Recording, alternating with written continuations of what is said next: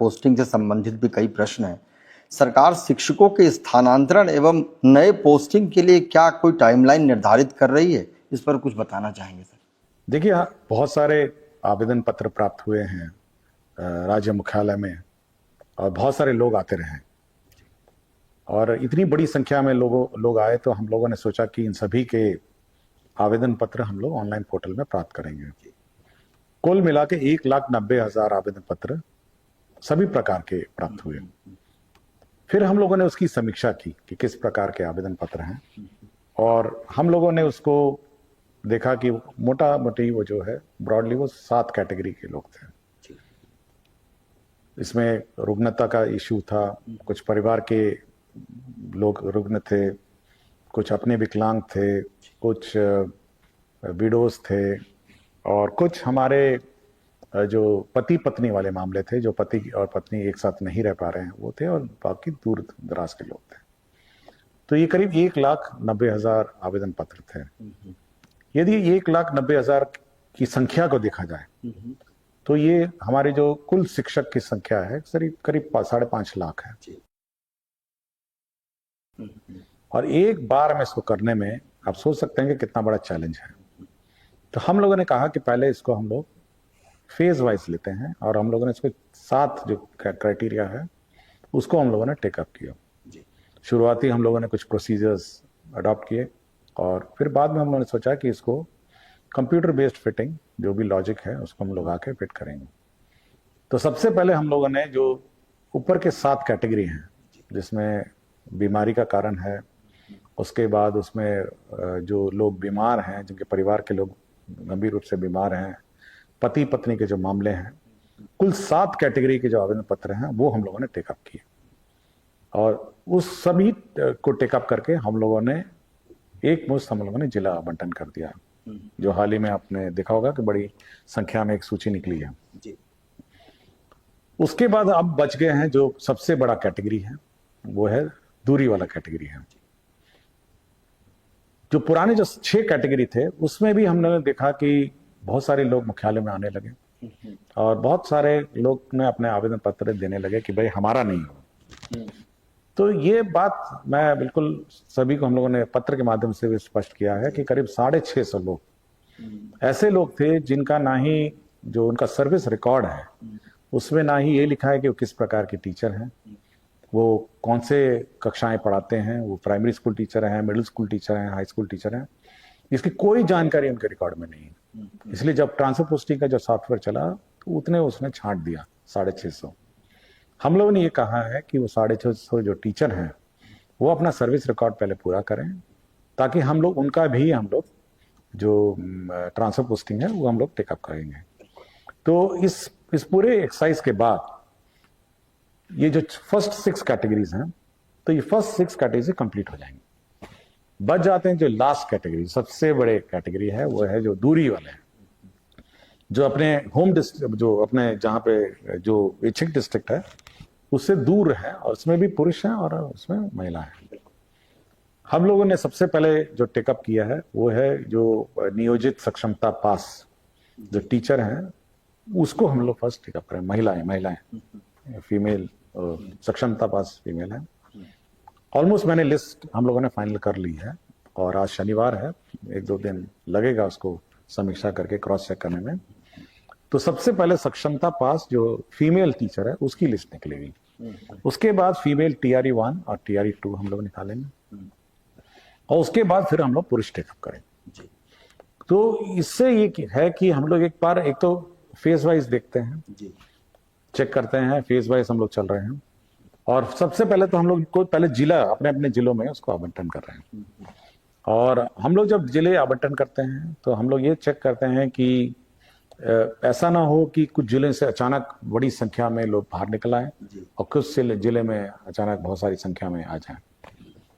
उदाहरण स्वरूप जैसे मैं बताना चाहूंगा कि पटना जिला के लिए ऑलमोस्ट 20% आवेदन पत्र पटना जिला के लिए और सभी लोग पटना जिला आना चाहते हैं और वो भी पटना के नगर निगम क्षेत्र में आना चाहते हैं। तो हम लोग ये सब चेक करते हैं कि वास्तव में मतलब कितने लोग आ रहे हैं किसी जिला में और कितने लोग किसी जिला से जा रहे हैं। तो जब हमारे सिस्टम में हम लोग चेक करते हैं, जब हमारे सामने शीट आती है, तो 38 जिले से लोग जा रहे हैं और 38 जिले में लोग आ रहे हैं। तो पूरी संख्या रहती है कि कितनी संख्या में लोग जा रहे हैं और कितनी संख्या में आ रहे हैं। एक तो जिला का अपना बैलेंस बिगड़ना नहीं चाहिए, दूसरा है स्कूल का भी बैलेंस बिगड़ना नहीं चाहिए। पता चला एक स्कूल खाली हो गया और दूसरे स्कूल में जहां पे 5 शिक्षक की आवश्यकता थी वहां 8-10 हो गए। तो स्कूल का भी अपना बैलेंस नहीं बिगड़ना चाहिए। तो जितनी आवश्यकता है किसी स्कूल में उतने ही टीचर जाएंगे। तो हम लोग की ये पॉलिसी है कि जहां तक संभव हो, अगर वैकेंसी होगी तो हम लोग एडजस्ट कर देंगे उसी स्कूल में जहां पे आपने, जिस पंचायत में आपने मांगा है। अन्यथा हम लोगों ने ये पूछा है एफिडेविट के माध्यम से भी कि उसके बगल बगल में नियरेस्ट पॉसिबल डिस्टेंसेस में हम लोग उसको एडजस्ट कर देंगे।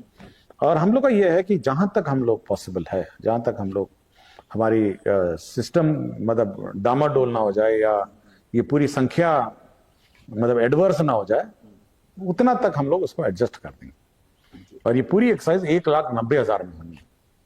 तो पहले जिला आवंटन होगा, फिर जिले के अंदर स्कूल का आवंटन होगा। तो सबसे डिफिकल्ट काम पहले जिला है। और कभी कभी देखते हैं कुछ जिले में नाम नहीं लूंगा, ये वहां बड़ी संख्या से बाहर है, और कुछ जिले हैं जो बड़ी संख्या में वहां पे एंट्री हो रही है टीचरों की। तो ये रेशियो कभी डगमगा न जाए और डामाडोल ना हो, ये हम लोग देख रहे हैं। और हम लोग देख रहे हैं कि ठीक ठाक ऑलमोस्ट फिट हो जा रहा है। और नियोजित महिलाओं का शुरू होगा, उसके बाद TRE1 TRE2 महिलाओं का टेकअप करेंगे, फिर पुरुष का टेकअप कर लेंगे। सर, एक मनीष कुमार सिंह है, राजकीय मध्य विद्यालय कुम्हैनी, रफीगंज, औरंगाबाद के। इनकी शिकायत है कि इन्हें जो जिला अलॉट किया गया है उनसे ये संतुष्ट नहीं है। ये कहते हैं कि मैं OBC का कैंडिडेट हूं, पर ज़्यादा नंबर होने के कारण मेरा मेरिट जनरल कैटेगरी में बना दिया गया है। OBC का कैंडिडेट को हमसे कम नंबर लेकर उसको अपना जिला अलॉट कर दिया गया है। मेरा अधिक नंबर एवं OBC होने के बावजूद भी अपना जिला नहीं मिला है। देखिए, हम लोग का जो क्राइटेरिया है, जब हम लोग टेकअप करते हैं पोस्टिंग के लिए, हम लोग उस कैटेगरी को लेते हैं जो BPSC जिस कैटेगरी में रिजल्ट देता है। आप किसी भी कैटेगरी के मतलब कैंडिडेट हो, बट BPSC जो रिजल्ट देता है उसी कैटेगरी को हम लोग मान के चलते हैं। मैंने जब ये मेरे WhatsApp पे आया था ये प्रश्न, और जब मैंने WhatsApp में इस मैसेज को देखा तो सबसे मैंने पूछा कि मैंने इसका रिकॉर्ड निकालिए, आप इसका आवेदन पत्र निकालिए और इसका BPSC का इसका रिजल्ट निकालिए। दोनों मैंने देखा, आज सुबह ही मैंने देखा इसको।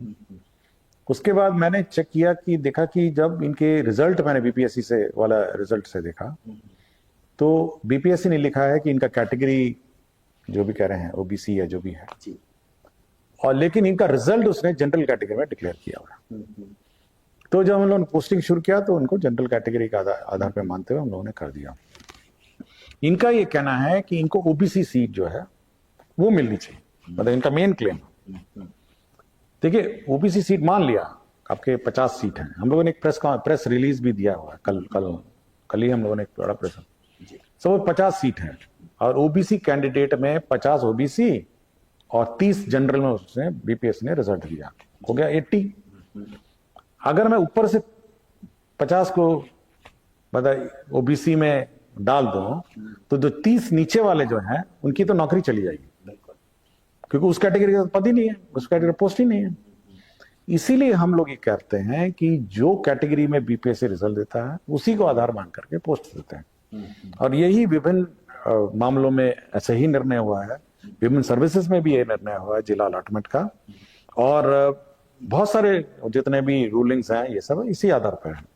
और हमारे डिपार्टमेंट में इसी में जो हम लोग का रूल पोजीशन है उसके आधार पर यही बात निकल आई है। और यदि इस कैंडिडेट को कोई और अन्यथा जानकारी हो किसी अन्य नियम कानून की तो जानकारी दे सकते हैं, बट जो स्थापित नियम कानून है उसके बारे में हम लोगों ने एक प्रेस रिलीज दिया है। और मैं बहुत ही स्पष्ट बोल रहा हूं कि हम लोग का ये बहुत बड़ी एक्सरसाइज है और हम लोग ये अफोर्ड नहीं कर सकते हैं कि किसी के साथ अन्याय हो जाए या किसी के साथ पक्षपात हो जाए। हम लोग बहुत फेयर और बिल्कुल ट्रांसपेरेंट है।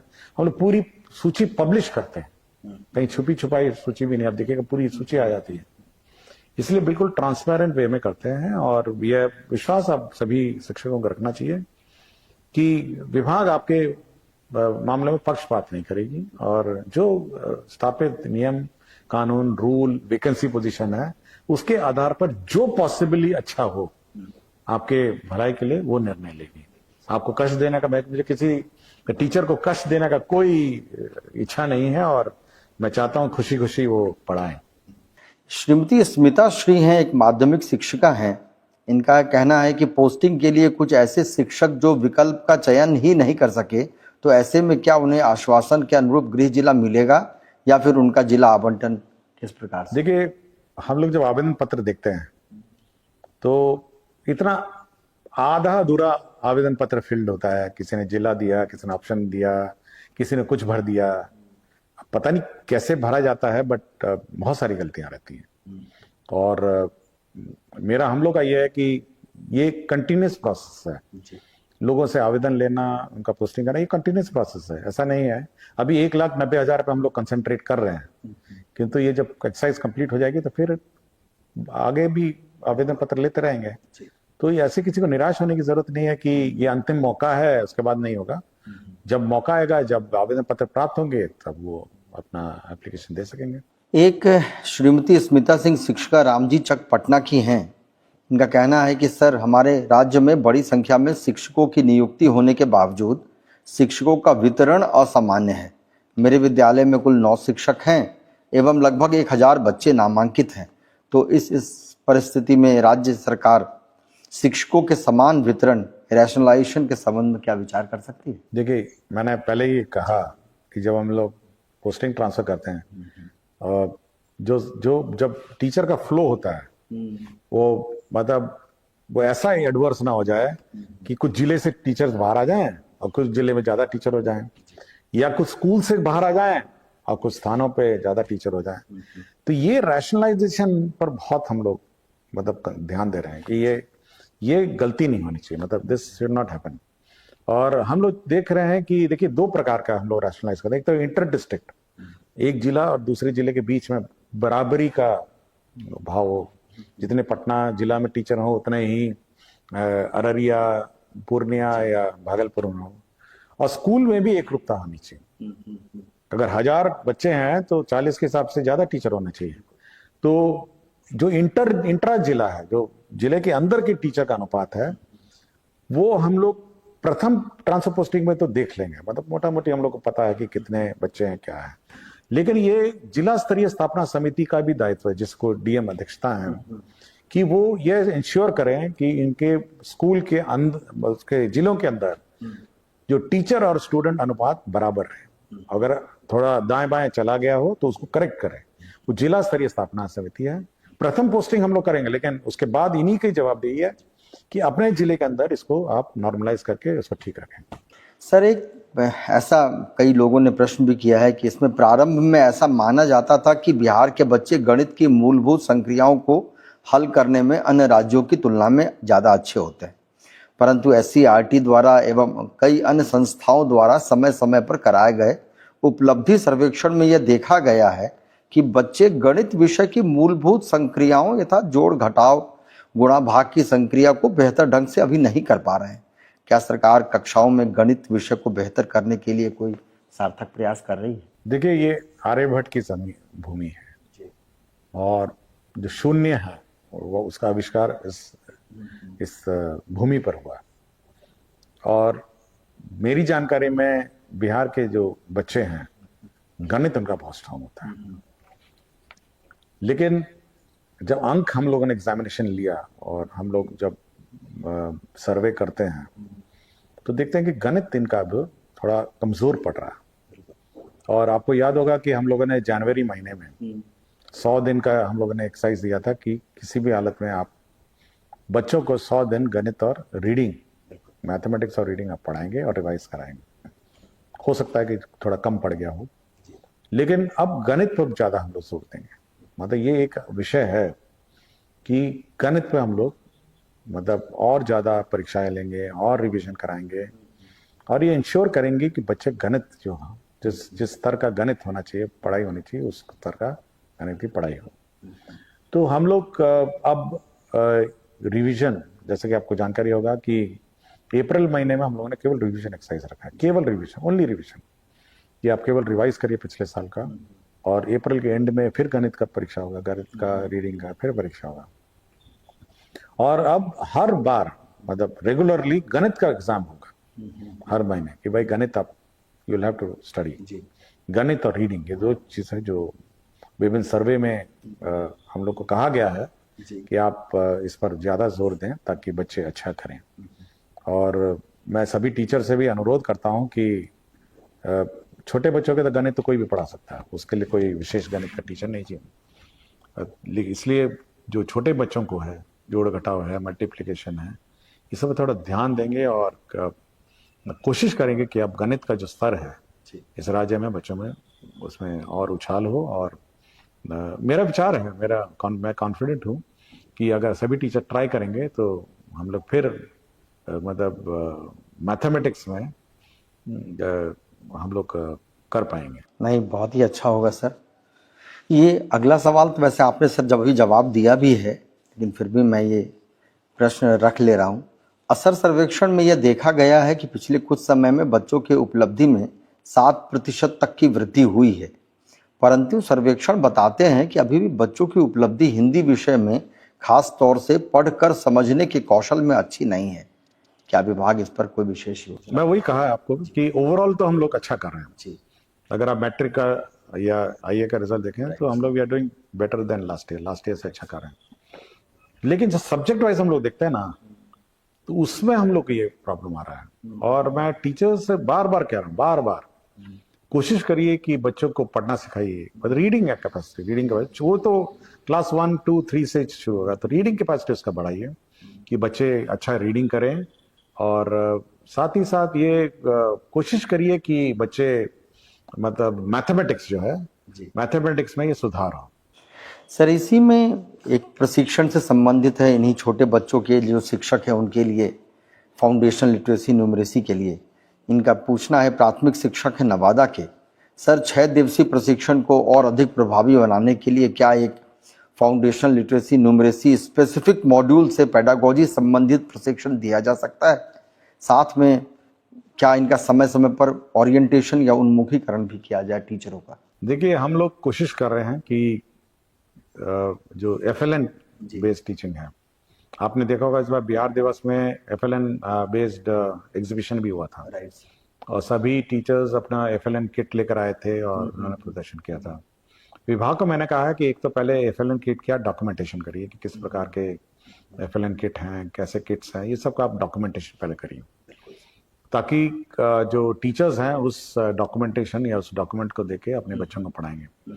साथ ही साथ उस FLN किट को डेवलप करने के लिए चार्ट पेपर है या कुछ भी जो भी सामान सामग्री लगता है, वो शिक्षा विभाग उसके लिए पैसा देगा कि भाई आप खरीद के लाइए, बनाइए। और बहुत अच्छे FLN किट्स से आपके मैथमेटिक्स है, जोड़ घटाव है, ये सब पढ़ाने का बहुत सारे किट्स है। तो हम लोगों ने कहा है कि आप FLN किट्स डेवलप करेंगे और उसके माध्यम से पढ़ाएंगे। और एक अच्छा लर्निंग मेथोडोलॉजी है, तो इसको अडॉप्ट करना मेरे ख्याल से बच्चों के हित में अच्छा रहेगा। एक सर एक प्रश्न है कि भारत सरकार की अभी हाल में शिक्षा के लिए बनाई गई पार्लियामेंट्री कमेटी ने यह अनुशंसा की है कि प्रत्येक कक्षा के लिए एक शिक्षक होना चाहिए। मल्टीग्रेड अथवा बहुवर्गीय शिक्षण बेहतर नहीं है। अब चूंकि विद्यालयों में शिक्षकों की कमी बहुत हद तक दूर कर ली गई है, तो क्या सरकार विद्यालयों को इस संबंध में कोई निर्देश देगी? देखिए, अगर आप टोटल टीचर्स देखें, कुल टीचर्स को आप डिवाइड करेंगे, total number of classes and schools बिल्कुल बराबर बैठता है। मतलब आपको हैरानी होगी कि इतने शिक्षक हैं हमारे पास कि बिल्कुल बराबर हो जाता है। मतलब आप टोटल अप करेंगे, टोटल नंबर ऑफ टीचर्स और टोटल नंबर ऑफ स्टूडेंट्स। लेकिन ये जो असमानता है कि कुछ जिले में कम है, कुछ जिले में ज्यादा है, या कुछ स्कूल्स में ज्यादा है, कुछ स्कूल में कम है, तो ये जो असमानता हो जाती है, इसी में समस्या हो जाती है। तो हम लोग ये कोशिश कर रहे हैं कि स्टूडेंट, टीचर, क्लासरूम ये रेशो बराबर हो जाए, ताकि कम से कम हर कक्षा का एक टीचर हो जाए। ये मल्टीग्रेड की एक आधा फर्स्ट क्लास और आधा सेकंड क्लास ना चले। मतलब क्लास 1 है तो क्लास 1 चले, क्लास 2 है तो क्लास 2 चले। सर एक आखिरी सवाल है। एक नारायण झा शिक्षक हैं उच्च माध्यमिक विद्यालय करहरा बेनीपट्टी के।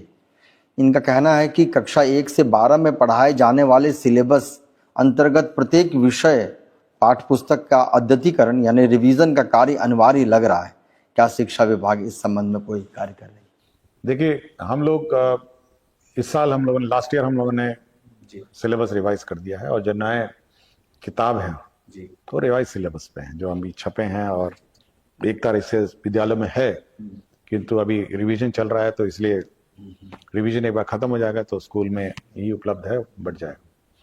तो हम लोगों ने इस बार रिवाइज किया और हम लोग का ये उद्देश्य है कि इस पाठ्यक्रम को नेशनल करिकुलम के अनुरूप किया जाए धीरे धीरे। तो अगला साल जो किताब आएगी, इस साल हम लोग बैठ के उसका नेशनल करिकुलम के अनुरूप उसको कर देंगे। मतलब ये धीरे धीरे उसकी तरफ बढ़ रहा है और नेशनल करिकुलम जो पूरे देश में जो शिक्षा व्यवस्था है उसके अनुरूप वो किताबें होंगी। हम नहीं चाहते हैं कि किसी मतलब कि वहाँ उसमें हम लोग पीछा हो जाए, और हम लोग रिवाइज कर रहे हैं और 2-3-4 महीना हम लोग वही रिवाइज करेंगे और प्रिंटिंग में भी चली जाएगी। तो 1 अप्रैल 2026 की जो किताबें हैं वो नेशनल स्टैंडर्ड्स पर आधारित होंगी और हमारे बच्चे उस स्टैंडर्ड पे पढ़ेंगे। और हम लोग बिल्कुल इस बार रिवाइज, इसलिए हम लोग का उद्देश्य है कि पहले पिछले साल का कोर्स का रिवाइज करेंगे, नई किताबें इस बार सब्जेक्ट वाइज, चैप्टर वाइज हर महीने पढ़ाएंगे और धीरे धीरे करते करते हम लोग उसकी नई किताब की ओर बढ़ेंगे। तो मैं उम्मीद करता हूं कि जो टीचर्स हैं हमारे, तो इस हम लोग का जो प्रयत्न है कि हम लोग नेशनल लेवल पे एक रूपता लाएं और एक राष्ट्रीय स्तर का जो एजुकेशन करिकुलम है उसके रूप हम शिक्षा दे पाएंगे। मेरा पूर्ण विश्वास है कि टीचर्स हमारा साथ देंगे और इस साल मेहनत करेंगे। और मैं पुनः सभी को इस नए शैक्षणिक सत्र के लिए मेरी बच्चों को और टीचर्स को शुभकामनाएं, और मैं सभी टीचर्स का सहयोग चाहता हूं और मेरी शुभकामनाएं। नमस्कार। बहुत बहुत शुक्रिया sir, thank you so much.